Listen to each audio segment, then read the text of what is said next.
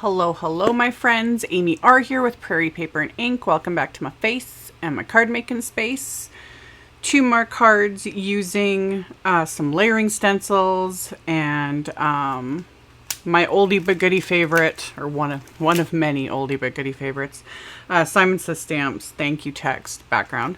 This time I did Oxide inks on Neenah Desert Storm cardstock because that's just chef's kiss, one of my favorite combos, as well as a little bit of distress mica stains. I have them like, well, let me move my head. I have the whole collection as Tim Holtz started releasing them 2 years ago. This is year 3. This will be year 3. So when they first came out, supply issues were huge, and they were limited edition and all the things because there was Halloween sets and Christmas sets, and there's a lot. As of I think it was last year, it was officially announced that they're going to keep alternating the years and re-releasing the previous collections as long as there's demand, etc. So people are able to get them. I don't have to just keep them on display. I can just keep them on display. I can keep using them. And there was new colors just released. I'll link to them. I've ordered them, but they're Halloween, etc. Anyway, distress mica stains are just fun. They're super duper shimmery. In fact, you can see, yeah, gorgeous shimmer. I'll show in the video. You need to shake them up really well. And yeah, as of right now, there's an entire rainbow of colors available. And yeah, I love them. This one's Wicked Elixir. That's the one I use because I just wanted a pretty green. And they're just fun and they look beautiful with all my little like rainbow theme things. And yeah, that's all I got to say for the moment. So let's just get into the actual card making and I'll show you how I made them. I will never get over Distress Oxide inks on Kraft cardstock. It just, I love it. I love it. Anyway, first step was to stamp the thank you text background onto these panels of Neenah Desert Storm cardstock. And I used Simon's Cobblestone ink. This is one of their original ink formulas that I've used for many years. This specific ink formula is not water reactive, so it honestly doesn't matter what type of ink you use to stamp the background, but I'm just saying that because depending on certain things, you know, what you're layering, and it's like, why is everything smearing? A lot of times it's because something's water reactive. This isn't though. So, which is just nice. I don't have to worry about it, you know, when I'm blending on top of it, etc. I'm not going to have a bunch of like smeared words, etc. So, I inked up the stamp, pressed the panels onto it, used some scrap paper just to keep ink from getting like all over me. And then put the panel onto my Waffle Flower grip mat. I am loving these grip mats. Loving. So, holding the panel, and then I'm using the one of the layered, is it just layered sunflower? Is that what it's called? Layered sunflowers stencil. And this one does the stems and leaves and the centers.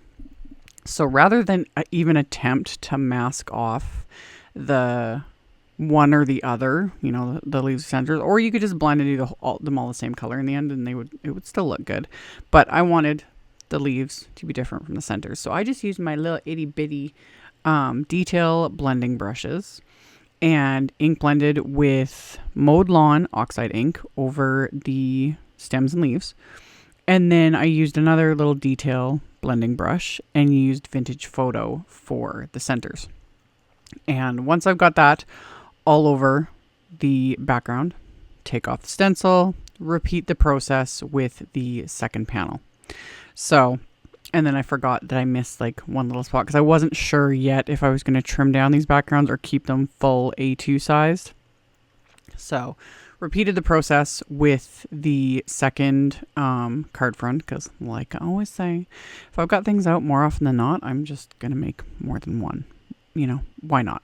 So, did the exact same thing, blended over those little areas with the little detail stencil, and this looks like it took longer than it did, and I thought it would take longer. It didn't take long at all. So did all of that, set the stencil aside.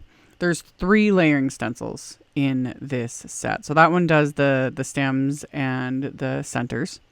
And then I wiped off my matte because now I'm switching to like yellow inks, and I didn't want to risk like getting those picked up into my brushes and smearing everywhere, like the green and the brown inks.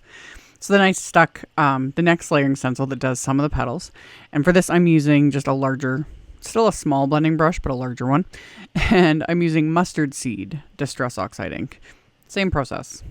Apply it over the stencil, remove the stencil, remove the panel, go on to the second card front. So I did that. And then the last stencil does the alternate petals. So that way you can do like 2 colors, etc., which is what I did. And I used Wild Honey. And funny enough, you guys can, it looks better on camera. Like you can see the difference on camera. In real life, not so much.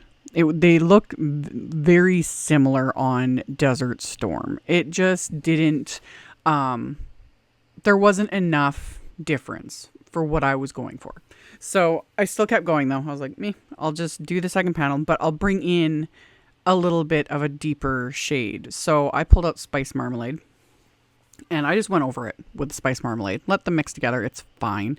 And that just gave it just enough. You know, there's just enough orange and spiced marmalade that it looks cute. Carved pumpkin would have looked really nice too. Or, oh, now I'm like getting ideas for like other color combos, because this would look really pretty with like ripe persimmon and wild honey. That would look really pretty. Anyway. I much preferred it with the spice marmalade. It just gives, you can see like just a little bit more contrast to the mustard seed on the Desert Storm.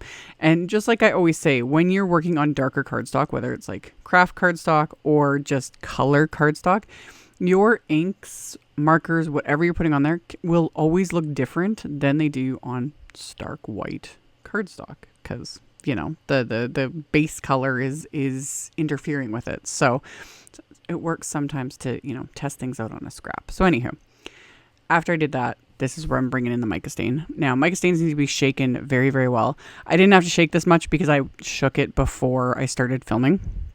But if they've been sitting for a while, you need to shake them very, very, very well. You want to make sure you get all that mica up and suspended, because if there's any sitting in the bottom and you go to spray it, you're going to clog your sprayer and you're going to have a bad time, and it's not going to be fun. By the way, though, you can get replacement little spray nozzles if you manage to wreck yours. Ranger started selling those a couple years ago because, yeah, a bunch of people managed to get theirs clogged up. It happens, but shaking it up really, really well makes a difference. I've also shown in videos where I will shake these up really well, and then I'll just like pour just a teeny bit out onto my little palette, and I'll still use my fan brush to do the actual splatter because it gives me more control. But this time instead, I was just pressing the nozzle down like halfway to get more of the splotchy, splattery bits that I like. I still managed to splatter, like spray it. So one panel has more, the other has less. It doesn't matter.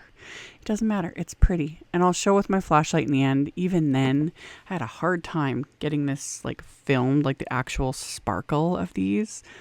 Mica stains are fun. I loves them. So sprayed these, and they do dry back a bit. When they're still wet, the dyes in the spray look very dark, but then, you know, when everything soaks in and dries, which you can kind of see there and you see in the finished photos, it's much lighter, much, I don't want to say subtle because it's still like super sparkly and shimmery, but yeah.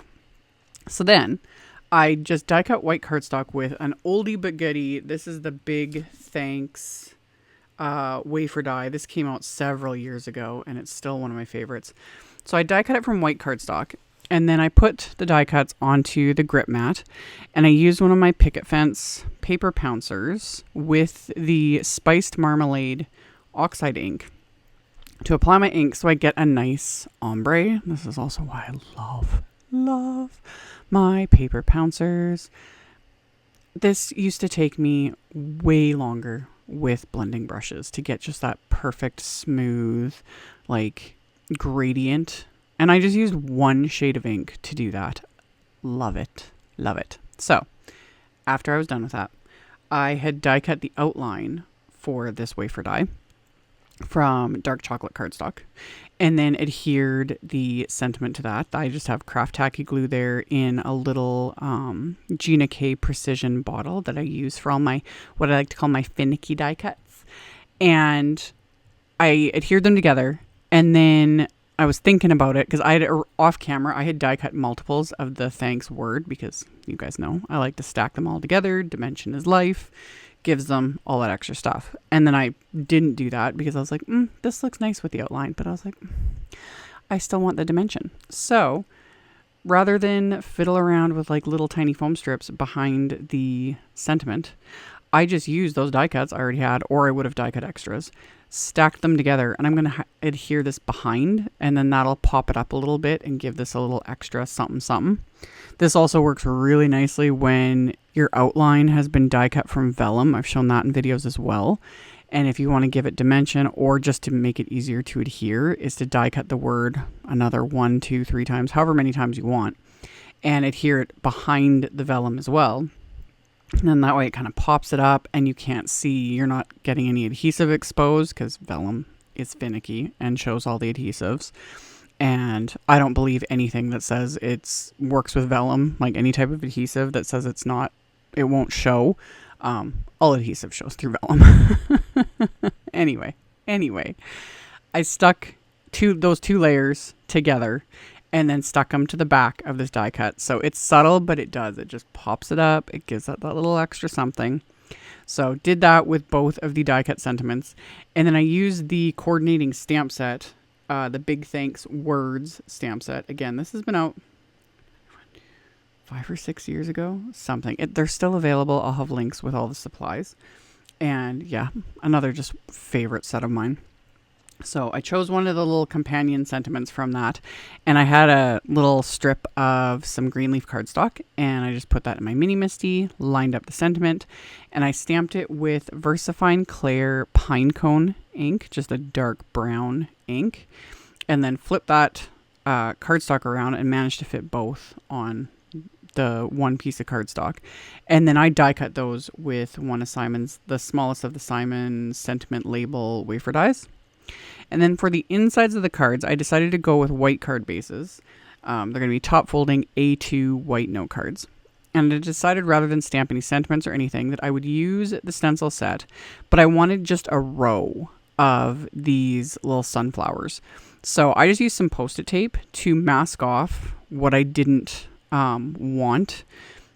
Even though I'm using my little tiny detail brushes, I can, could have avoided those other areas, but I was like, I'd rather be safe than sorry, because generally by this point I'd be the one to, get ink where I don't want it, etc. So I just use little bits of my Post-it tape to mask off those areas, and then same colors, same blending brushes. So I used the MOWED Lawn and the Vintage Photo, and just stenciled this all along the bottom of what will be the inside of my card.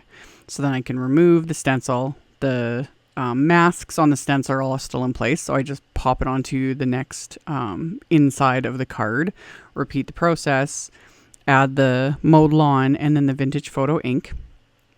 And once I had those in place, the petals, I didn't have to do any masking because just the way they are on the stencil, they're like the rows are far enough apart that it just doesn't matter.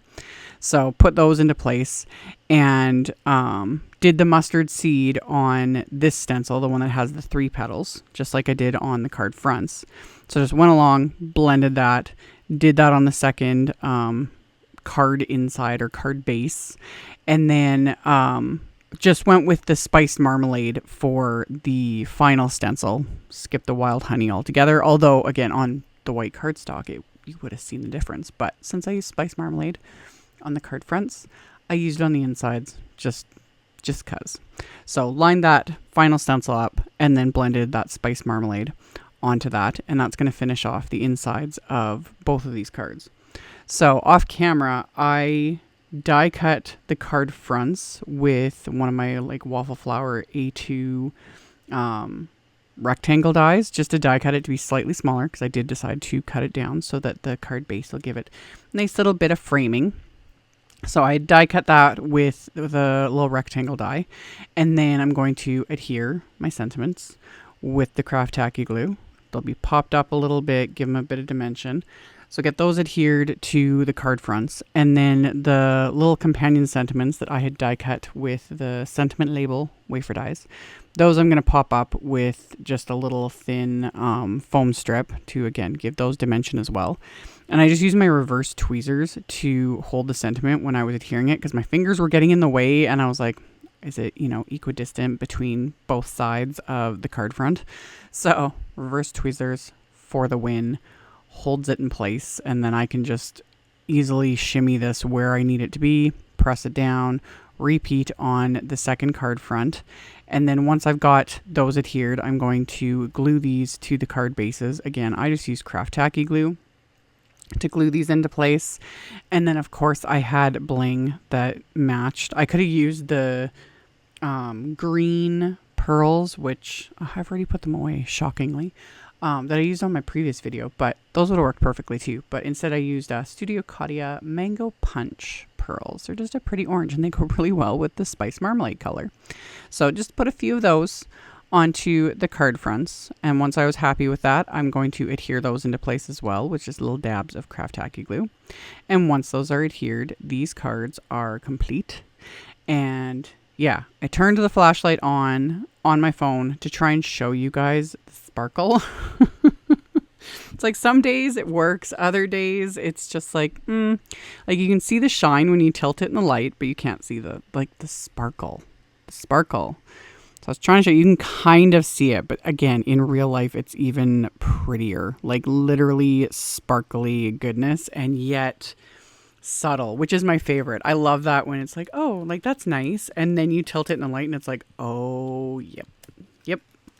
So yeah, mica stains for the win. They're so fun. So I even tried to get like super close up to just try and like, look at it. Look at the sparkle. You catch a little bit here and there, but again, in real life, even more pretty. So as always, I will have a link below the video to my blog post. In the blog post, I've got the pictures and picture links to all the supplies. I also have the supply list with all the links directly below the video in the description box as well. So you can check that out below if you are interested. Thank you all so very much for taking the time to watch my videos, for thumbs upping and commenting. Subscribe if you haven't. I'd love to have you. And I'll see you all very soon in the next video. Bye.